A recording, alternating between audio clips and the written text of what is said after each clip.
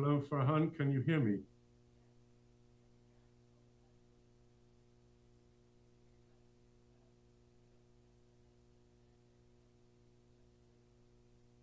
Hello? Yeah, yes, we can hear you. Please, you have the Oh, floor.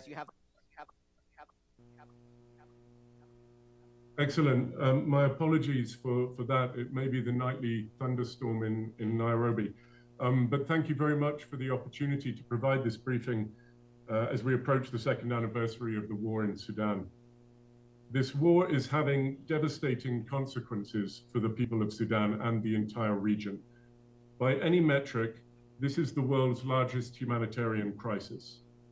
In terms of displacement, 12.7 million people have been forcibly displaced from their homes, over 8 million people displaced internally, and 4 million across borders, arriving to countries that are already facing high levels of hunger and humanitarian needs. 4 out of every 5 people displaced are women and children. I spent the last 2 years in South Sudan, and the stories of women that were arriving with their children, having been trapped in conflict prior to long, treacherous journeys, are nothing short of horrifying. In terms of hunger, this is the only place in the world where famine is currently confirmed, and only the third famine to be classified this century. The scale of what is unfolding in Sudan threatens to dwarf much of what we've seen over previous decades. In Zamzam camp alone, which has been under siege for several months, there are over 400,000 people. Famine was first confirmed in August last year in Zamzam camp and has since spread to 10 areas in Darfur and the Kordofan states. A further 17 areas are classified as at risk of famine in the coming months. Across the country, nearly 25 million people, or half the population, face extreme hunger. Nearly 5 million children and mothers are acutely malnourished. This is a man-made crisis. Man-made because it is driven by conflict, not by drought or floods or earthquakes, and man-made because of the obstruction of access to humanitarian assistance by parties to the conflict. Tens of thousands more people will die in Sudan during a third year of war, unless WFP and other humanitarian agencies have the access and the resources to reach those in need. When we do have access, we can turn the tide and stop or prevent famine. In 8 locations across Central and West Darfur, WFP has been able to negotiate access and provide regular assistance to nearly 1 million people since June last year. These areas, previously classified as on the brink of famine, are no longer classified as such at risk. We've also re-established access to many parts of Khartoum, Jazeera and the Kordofan states, including areas that had not been reached since the start of the war. The level of assistance provided has tripled since the middle of last year, and we're now reaching over 3 million people per month. Some of this is attributable to an expansion in the use of digital cash transfers, reaching over 1.4 million people in February. But these gains are fragile, and they are still just a fraction of the needs. Our goal is to scale up to reach 7 million people by mid-year, focusing primarily on those 27 areas that are classified as in famine or risk of famine. But another challenge is just around the corner, the rains, which start in June and will make many routes impassable. So we're in a race against time to pre-position assistance close to populations in need. Right now, we need 2 things. The first is access. We need to be able to quickly move humanitarian assistance to where it is needed, including through front lines, across borders, within contested areas, and without lengthy bureaucratic processes. We need to re-establish offices and staff presence across all areas of the country, including the Darfur and Kordofan states, so that we can be close to the people we serve and monitor assistance and the situation as it unfolds. We need to be able to obtain visas for staff and customs clearances for goods and equipment. Humanitarian agencies alone don't have the influence to negotiate this. It requires the world to pay attention and coherent and tenacious engagement from the international community, particularly countries that have influence on those waging war. The second thing we need is funding. For the next 6 months in Sudan, to reach our objective of assisting 7 million people, we have an 80% funding gap amounting to $650 million, and another $150 million shortfall to take care of people that are fleeing across borders into Chad, into South Sudan, into the Central African Republic and elsewhere. Without funding, we're faced with the choice to either cut the number of people receiving assistance or to cut the amount of assistance that people receive. And that's already happening. This month, we've reduced rations in famine areas to 70% of what people need, and in areas that are at risk of famine to 50%. The funding we need is not only for food assistance, but also for the joint services that we provide to the broader humanitarian response, including humanitarian air services and logistics services. Above all, the people of Sudan need peace. They need a ceasefire and an end to hostilities so that they can begin to rebuild their lives. Farhan, I'll stop there and very happy to take questions. First question goes to Edie. Thank you very much, Mr. Hughes, on behalf of the United Nations Correspondents Association. My name is Edith Lederer from the Associated Press. First, could you give us some figures? You said there was a $650 million gap. What's the appeal, the total amount of the appeal? That's 80% of the requirements for the next 6 months. Would you also give us some details, if you have them, of what is happening in Zamzam, and have you had any access at all to El Fasher? And are there any reports of deaths as a result of famine in Zamzam or anywhere else that you know of? Thank.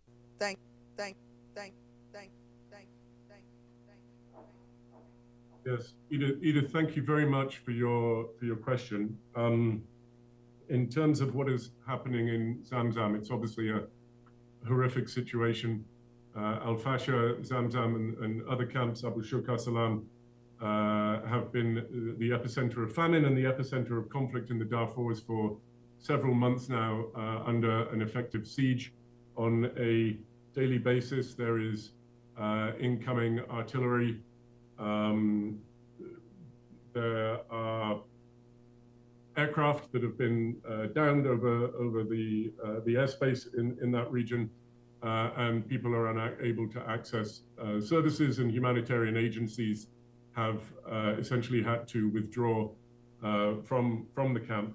I will say, as I mentioned in my brief, that it has been possible for us to provide assistance for some 400,000 people in Al Fasher, Zamzam, and the other camps through the use of digital cash transfers, where people are able to receive cash to bank accounts and use that cash to buy where markets exist. But as you can imagine, the market infrastructure and the ability of the private sector or traders to be able to resupply those markets is severely curtailed in the current circumstances. We have not, as WFP, been able to reach Zamzam overland with a convoy since October 2024. And with regard to reports of deaths, yes, we receive daily from partners and contacts on the ground in the area that excess mortality is occurring as a result of the famine. Shaun, my name is Ahmed Fathi of ATN News. First, at the outset, I wish to convey my admiration for the work that the WFP is doing in Sudan and other parts around the world in areas of conflict.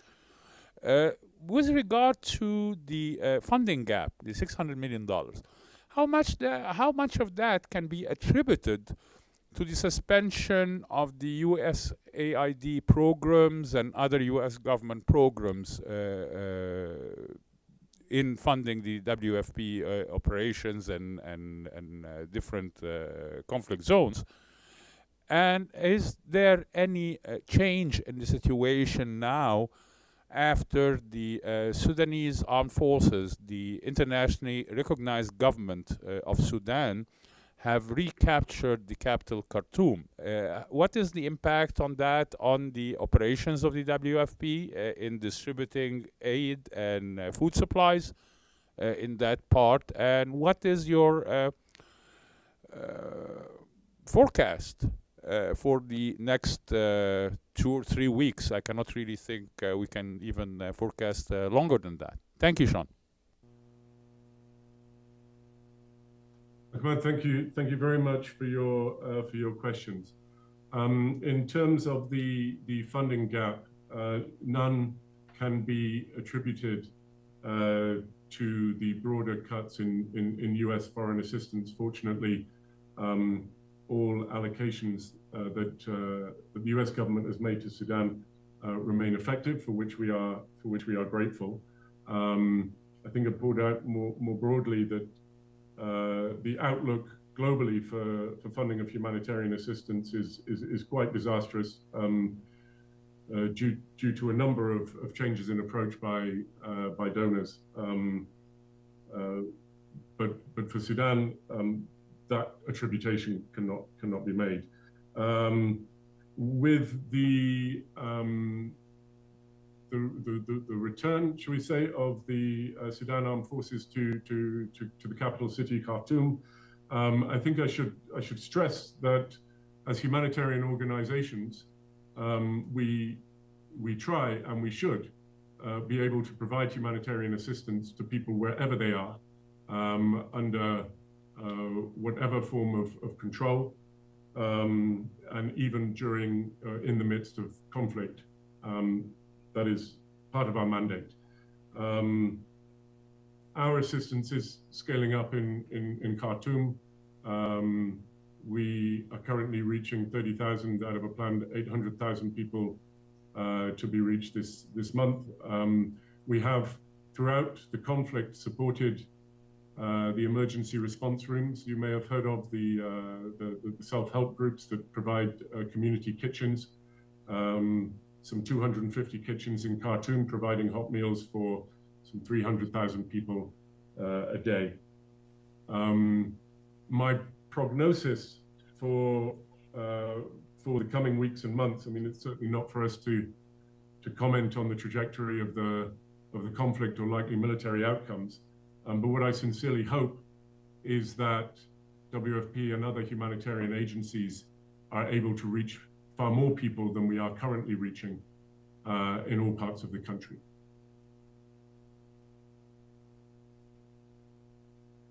Other questions from the audience?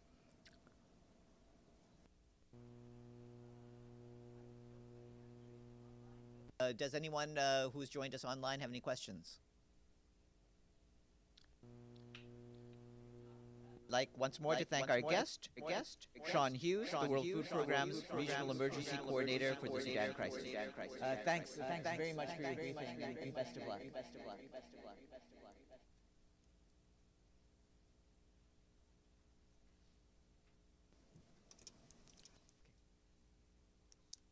Thanks. Have a good afternoon, everyone.